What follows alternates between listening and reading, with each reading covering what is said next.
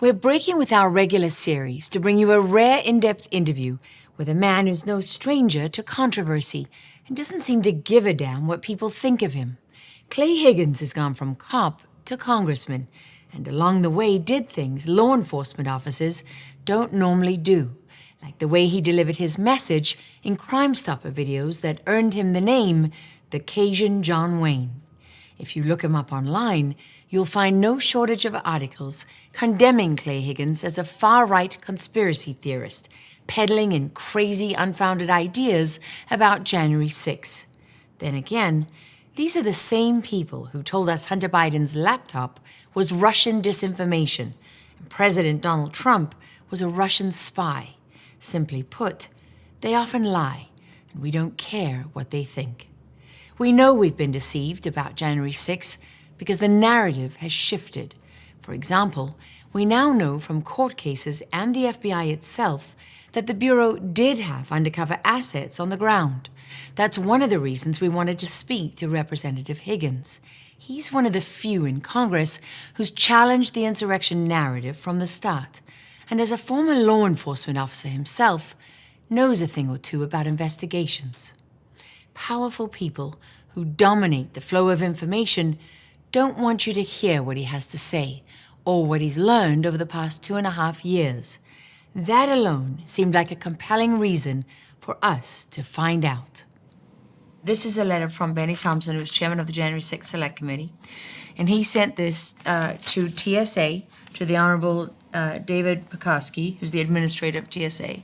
They want a briefing on efforts to address the travel of white supremacists and other domestic terrorist groups, options for quickly denying air carrier service to individuals posing a potential threat, and current status of efforts to identify and add to watch lists. How far does this go? That letter was the beginning of a executive action by the TSA to use its authority to instruct America's air marshals to track and follow Trump supporters that had been charged with no crime. They were guilty only of arriving by air into D.C. on January 4th, 5th, or 6th. And those manifests were turned over to the FBI. The FBI went through those manifests, and every American that the FBI identified as a Trump supporter that was on those manifests was added to the FBI's suspected domestic terrorist watch list. The FBI created a profile on those people, a suspected terrorist profile. And then the TSA administrator used his authority to instruct the air marshals of America to track those Americans wherever they fly. And Still today. It's still happening. This is who our air marshals are following, the Trump supporters. And that letter, signed by Benny Thompson, who was chair of the J6 Select Committee, and signed by John Katko, who at the time was a ranking member. Republican. It means the lead Republican of the Homeland Security Committee, advising the Pekoski, the TSA the senior guy, to use all of that authority to track Trump supporters that had not been charged with a crime, who were guilty only of arriving in D.C. by air. And every time they fly, they're being tracked. That's right. If they have never been convicted of terrorism, why are they on the terror watch list? It's a violation of the First Amendment. They exercise their First Amendment rights. They're being punished for it. It's a violation of the Fourth Amendment. I mean, how many laws does this violate? How many rights does this violate? This is not a free country. You're not a free country where you're tracked by air marshals, by the way, at taxpayer expense. And we're not talking about an insignificant expense. Teams of 3 air marshals tracing people all over the country. You're putting physical detail onto people. That's the most expensive form of surveillance that exists. And let me clarify. It's very comforting to Americans to think that there might be an air marshal on our flight. Not if they're tracking you for your political beliefs. But not if they're being used for nefarious purposes. The people that are complaining about this are the air marshals themselves. These are the whistleblowers that are coming forward to tell a congressman that they felt would pay attention. This has just been like going the on FBI. since January 21. That's right. And you just found out about it. What else is going on that Well, we don't know about? We don't know, but I'm telling you, we're in uncharted waters as it relates to the weaponization of our government against the American people. I am not frightened of these people. I've spent my life serving others, and I love my country. This thing is not going to just slip away. They're not going to take us without a fight. I'm going to fight legally and peacefully and within the parameters of the Constitution that I've sworn to serve. But they're going down. These men in their high perch, in their position of power and authority, that are walking upon our entire history, our deepest core principles. They're not going to get away with it. They have so far. We'll see. Powerful people in this country, they want to make sure no one hears your voice. They want everyone to look at you like a far-right, crazy conspiracy theorist. Is that who you are? No, man. I'm a regular American man. I'm an investigator, police officer by background. I'm going to continue to speak the truth, whether anybody likes it or not. You've always been controversial. And even when you were in law enforcement, you did those Crime Stopper videos that went viral. People loved them. You got a lot of heat for them, too. The Gremlin Street Gang is responsible for hundreds of violent crimes, murders, armed robberies, witness intimidation, burglaries, drug trafficking, extortion, and brutal beatings. We've arrested 10 of these thugs and have warrants on 7 more. You will be hunted. You will be tracked. And if you raise your weapon to a man like me, we'll return fire with superior fire. Darren Carter, you think men like these are afraid of an uneducated, 125-pound punk like you that's never won a fair fight in your life and holds your gun sideways? Young man, I'll meet you on solid ground anytime, anywhere, light or heavy. Makes no difference to me. You won't walk away. And for those who would use this message as a way to create false racial division in our country, take a close look behind me. Standing next to every cop is a leader of our black community. This is not about race. It's about right versus wrong. Was that your idea? Were you the reason behind that? Those videos, those public service announcements were part of my job that the sheriff asked me to perform. Because you were the press officer. Yeah, public affairs I was person. a public service, but that was late in my career. I didn't ask for that position. I'd been a SWAT cop for a long time. In fact, when the sheriff asked me to take that role, at first I thought he was joking. And I told the sheriff, I don't know how to do that. And he said, well, it's easy. You show up where the TV people tell you to show up, and you stand where they tell you to stand, and somebody holds a script for you and you read it. I did that a couple of weeks. I read the script. But I was uncomfortable with that because it wasn't real. It wasn't reflective of what I had been telling actual suspects for many years in the dead of night. That direct conversation that a lone cop will have with a young man has taken a wrong turn in life and has to be arrested. That's a very special communications for a good cop. How do you do that, Clay? How do you have that conversation? Well, you speak candidly and honestly and from your heart with compassion, but discipline and confidence. I mean, if I show up in your life at 2 o'clock in the morning, it's not because you've had a good day. I don't consider you to be a bad man. You've just done something that has crossed the line and according to statute. And I'm gonna help you through the booking process and hopefully lead you to a better day. Their only path really to freedom was through my jail. And real freedom, spiritual freedom would be if they could break the bonds of darkness, you know. So The way I delivered the message when I began having to record video segments, I just communicated in that same honest manner. And what started happening is people started turning themselves in. People responded, right? And even beyond your little sheriff's department in Louisiana. Yeah, it was big. Right? Worldwide, some of those videos were translated into 8 languages, I'm told. IT people told me they were viewed 150 million times across the world. And no one had seen anything like it. It's crazy, yeah. It was just honesty.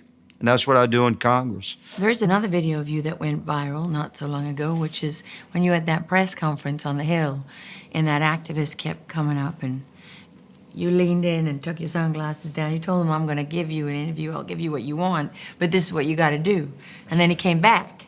You had a Freedom Caucus press conference immediately following a Bernie Sanders rally. So they had, not necessarily a good mix. One could anticipate there might be some activists there that would not necessarily agree with the kind of things we were saying in our press conference. And one of those little fellas figured out that there was no police around, so he wanted to be more aggressive than he should have been. Can you talk about when your family did an ad all endorsing your opponent? And he came on the inside, the barriers, into the press area. He was not a journalist. He was walking right between the group of congressmen. Yeah, he came. He was trying to get around to Lauren Boebert, and I had already dressed him down a little bit and put him in a box. You can't answer the questions that he has.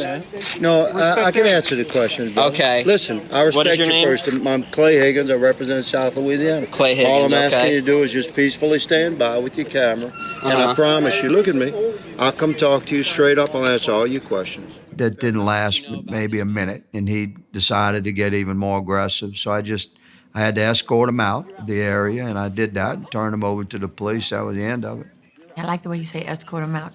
You basically kind of picked him up and walked him over and put him down. And that was an escort. That's a Clay Higgins escort? That's a Clay Higgins escort, yeah. And you stayed very calm and said, calm yourself, right? Calm down, son. Sounded like you'd said those words before. Yeah, I said them before. It's kind of where we are as a nation right now. Calls for the calm consideration and response to the oppression that we face from within. It's quite nefarious. Tell me what you mean. What do we face as a nation? Generationally, we have allowed our federal law enforcement agencies to gradually become commanded by corrupted men. And they've been corrupted not so much by money, but by power. And that power really began manifesting itself insidiously within the FBI and the DOJ and our intelligence services since 9/11, since the Patriot Act. We gave them great authorities and power. Those powers are no longer being used to thwart terrorists. They're being used to oppress the individual rights and freedoms of regular Americans like me and like the citizens I've sworn to serve. So I have a problem with that. The counter to that would be these are not ordinary citizens. These are domestic terrorists, because it's very clear from Christopher Wray, the letter that he wrote about parents going to school board meetings, right, that need to be investigated as terrorists. You speak at a Moms for Liberty event today, you get targeted by the Anti-Defamation League or the Southern Poverty Law Center or someone like that as a domestic terrorist. And these organizations are working very closely with not just social media companies, but with law enforcement. Regular, patriotic American men and women are not terrorists. Let me say the factions within our highest levels of federal law enforcement and our FBI and DOJ and intelligence services, these corrupted men we're discussing, they could be more readily identified and more accurately described as domestic terrorists than me.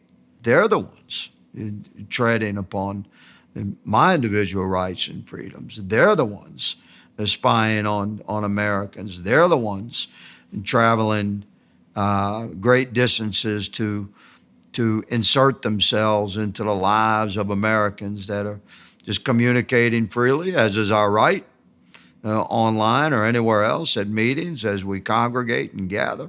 What about those who say your right to gather and have a conversation doesn't give you a right to assault police officers and disrupt Congress and so on?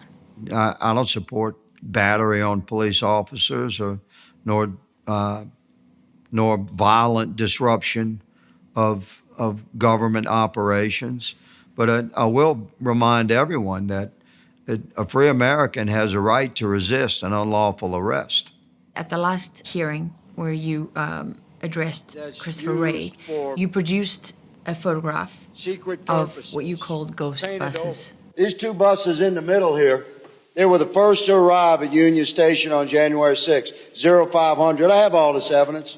I'm showing you a tip of this iceberg. Your point really was that there were unmarked vehicles full of individuals that have not been explained. Is that right?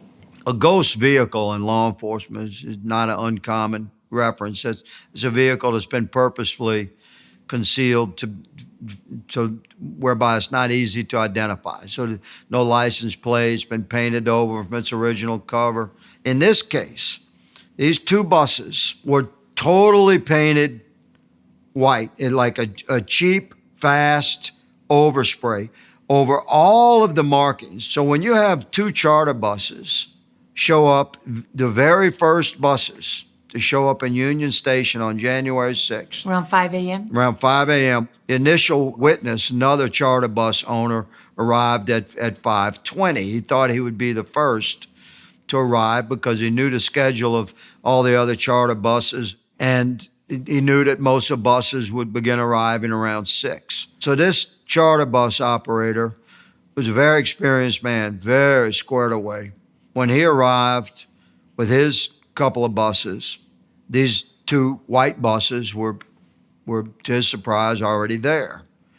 And he immediately noticed that these buses were odd because they were totally painted over. It was a bad paint job. There was no markings, no phone numbers, no company name, totally outside the parameters of the way charter buses are required to operate by law. So he said, these buses are weird. And no one was getting out. So something else that happens within that charter bus driver community is the drivers know each other. And the passengers may stay on the bus if they're especially in a parking lot. They're not ready to disembark yet. Sure. The passengers might stay on the bus, but the bus drivers get off. And they talk to each other. They talk to the other bus drivers. So there are things that happen normally that the absence of that happening was odd. So he was suspicious enough of these buses as a professional that he collected some digital evidence of those buses and then estimated with him and other eyewitnesses between 40 and 50 guys that they described as Trump supporters. They all disembarked from the bus and they gathered in front of the two buses and they had like some kind of discussion, a briefing, like the way a military leader would address his troops. Yeah, they call it a huddle. And then they together went to the escalators and up in the Union Station and were gone. And they were all men. They were all men in all the Trump regalia. These men were in really good shape. They made comments like, wow, these are real serious Trump supporters, these guys. And it said they all had elbow pads and knee pads, and they appeared like they had common equipment, but they were not in uniform. But they behaved in a uniform manner. And we intend to get all of that video evidence from Union Station, from the escalators, from the parking lot. We have other eyewitnesses. Much to the chagrin of everybody that was in those buses and everyone who commanded them to be there, we've identified one of those buses. And you know what that means? That means that's their ass, because a bus is a serial numbered vehicle. And in America, the change of ownership of a serial numbered vehicle is recorded, is documented. So that means we can begin to trace from the original owner of that bus, where it was sold and who bought it, and then who it was leased to and where it disappeared. And then eventually those buses were removed from the Union Station, and we're going to document all of that. So you believe that those buses held undercover officers, not informants, correct? I feel very, very confident that everybody that was on those two buses were FBI assets. And I have a high degree of belief that they were actual FBI agents. And I'm sorry to say, ma'am, my objective conclusion is that senior officials at the FBI were deeply involved there. You had a combination of FBI confidential informants, either registered, unregistered, or a volunteer informant, or actual FBI agents, depending upon the group and how significant the group was. Like the agents inserted and say that in the Proud Boys groups that were going to come to D.C., those are most probably actual FBI agents. Whereas some, random Facebook group of patriots from Arizona or something was most likely an informant. So it would still fall under the umbrella of an FBI asset if they were communicating with the FBI, data that they were harvesting and information that they were recording and delivering to the FBI, screenshots of text chats or actual recordings of phone calls, things like that they were delivering to the FBI. All part of the web of surveillance of the American people. What have you seen? What can you tell us about it? I know you can't get ahead of everything. I know there's limitations on some of this, but can you tell us anything? I can tell you that the FBI had established a formula in 2020 that they pursued with all their power and authority to infiltrate groups across the country of Americans that were essentially discussing online. They'd formed online groups like chat rooms, like chat rooms, Discord and Facebook Telegram pages, etc., to discuss their frustrations with COVID oppression. And so the FBI identified groups and infiltrated them, and with undercover operations that were very effective. And they began planting seeds of discord. If you track the text threads, which I've seen some of, again, through evidence that I've been able to witness, but I cannot share publicly because it would be in violation of court orders from individuals. But to be clear, I've seen it. This is video you've seen with your own eyes. Yes, ma'am. The evidence that was in criminal cases. Is this what it's based on? It's based on the digital evidence, what you have on camera, and supporting evidence for that? Yes. Other kinds? Yeah, eyewitness testimony, sworn testimony, affidavits, text messages, emails, and digital footage. Yes, ma'am. A lot of people would say, Clay, you're a lawman, right? That's what we do. We infiltrate groups where we perceive there to be a threat or potential of crime being committed. We have undercover officers. We have undercover assets like informants. This is the bread and butter of law enforcement. What are you complaining about? They were the criminals. They were the threat. Based on what? We were just Americans. We were Americans that were angry and we were enraged that our freedoms were being oppressed, and that FBI and the powers that had become corrupted, those bad actors within the federal government that had this authority, they said that these Americans, how dare those Americans challenge the oppression that we're putting upon them? Can you share any of the messages yet that you have said you traced back to FBI undercovers inside these groups? No, ma'am. And these chats? No, ma'am. Will you share it? Yes, I will. The moment that I'm able to reveal that stuff, I will. You said specifically that you saw that there were undercover police officers who were inside the Capitol before any of the protesters came in. That's right. How do you know that? And can you give us any sense of what that means? I mean, if you clearly have men dressed as Trump supporters walking around inside the Capitol on the other side of police officers who are, to one extent or another, not engaged with them, like they're not concerned about them, then you have Right. a set of closed doors, like exterior doors and interior doors closed, and you have police officers positioned outside and then in between the two doors, and then on the inside of the second set of doors. Doors weren't open yet. What so if time you have was video, this was a couple of the videos that like Trump was still speaking. And then on the inside, looked like Trump supporters walking around in groups of 5 or 6. So these were clearly separated physically and by doors and by police officers from the guys on the outside.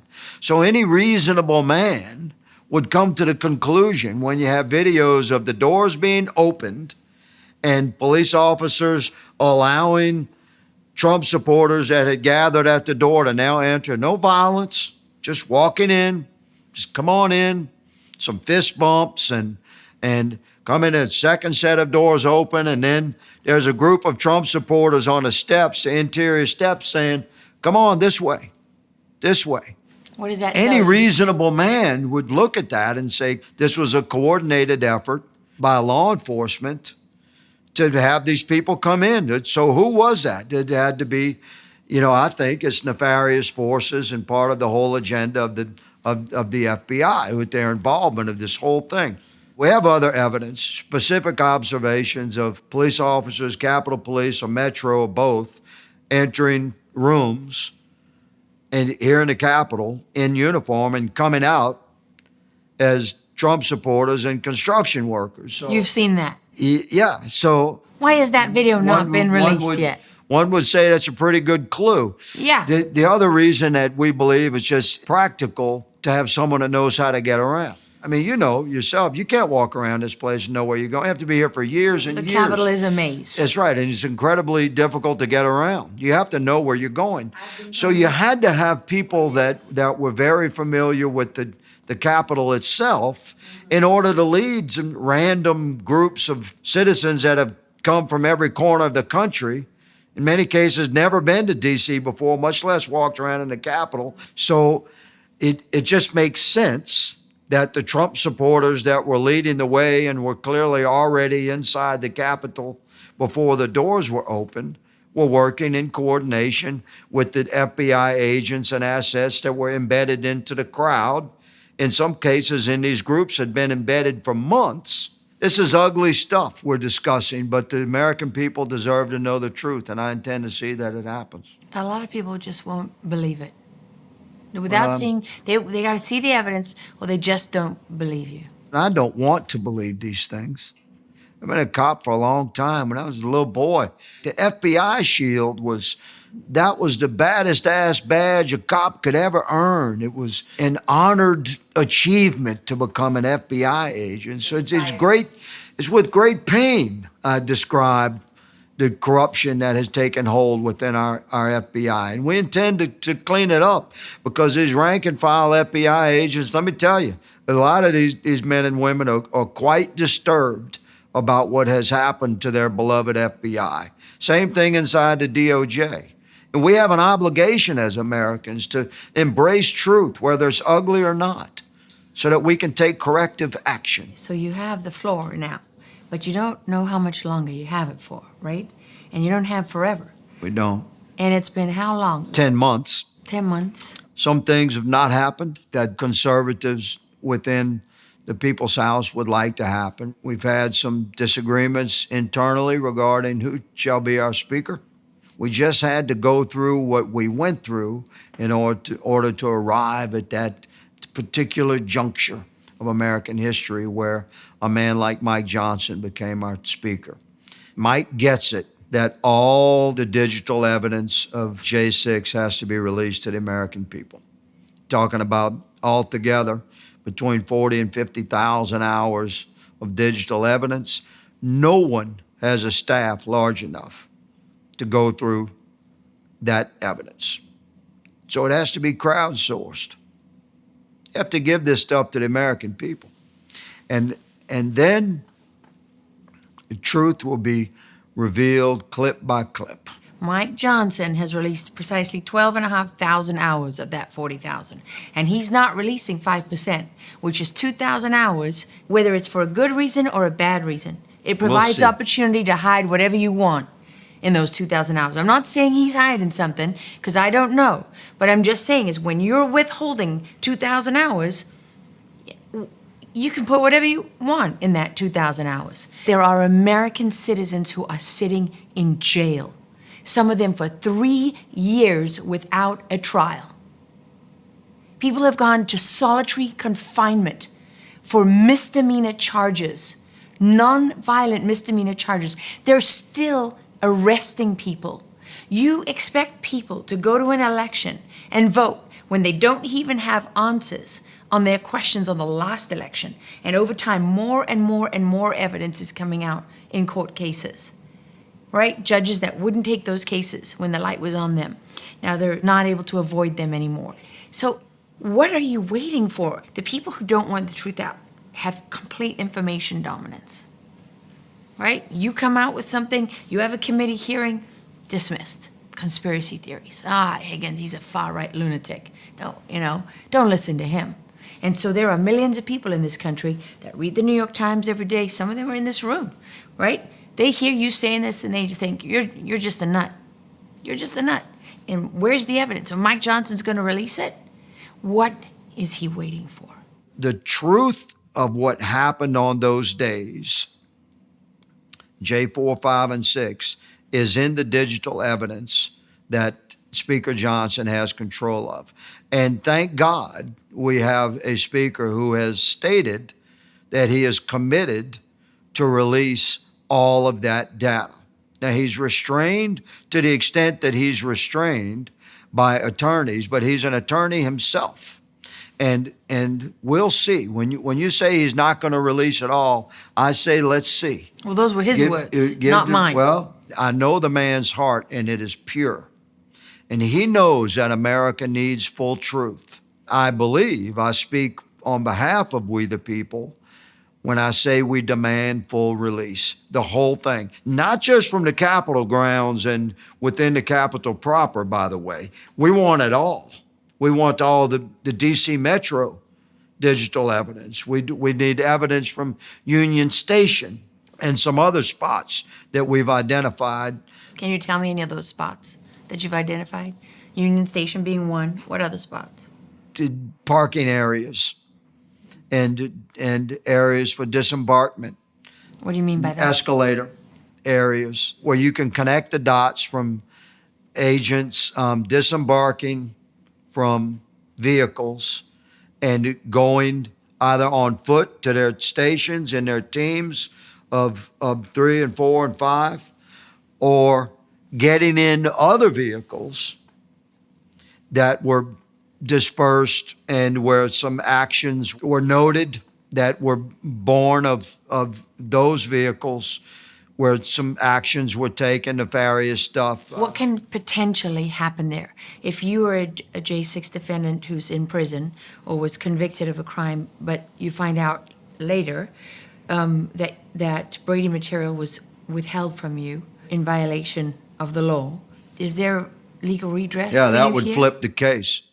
So the bottom line is that if Mike Johnson is successful at getting all the digital evidence from J4, 5, and 6 released entirely to the American people, including the body cam footage of every police officer that was either operating in uniform or not in uniform, shall we say, then all these J6, I call persecutions, these political prisoners, those cases will be flipped because it's exculpatory evidence. It's been withheld, and the prosecution has a legal responsibility to provide exculpatory evidence that they're in possession of to the defense. And in this case, in every one of these J6 cases that have been prosecuted. The FBI and the DOJ has most certainly been in possession of all the digital evidence that we're describing right now. If we're successful at releasing this evidence, the American people are going to be stunned into acceptance of the reality that our FBI and our DOJ and in some cases head people in our intelligence services have been corrupted by power. Have you seen all the video? I mean, I know it's a lot. I mean, it's a lot. Have you seen the key parts? I've seen many segments of video that most Americans have not seen that is incredibly condemning. They're so desperate to keep this digital evidence away from Americans, just regular citizens' review, that they're going through quite complex legal maneuvers to stop Americans from viewing this evidence. So every American that's watching this should ask themselves why. Whether you're liberal or conservative, why are you concealing that evidence from me? Why can't I see that? It's video from my own capital. And people have a tendency to forget, especially my liberal brothers and sisters. They across the country. This is your country. This is your capital. You have the right to know what actually happened in 2020 in the months preceding J4, 5, and 6. You have the right to see the digital evidence of what truly happened in your capital on January 4th.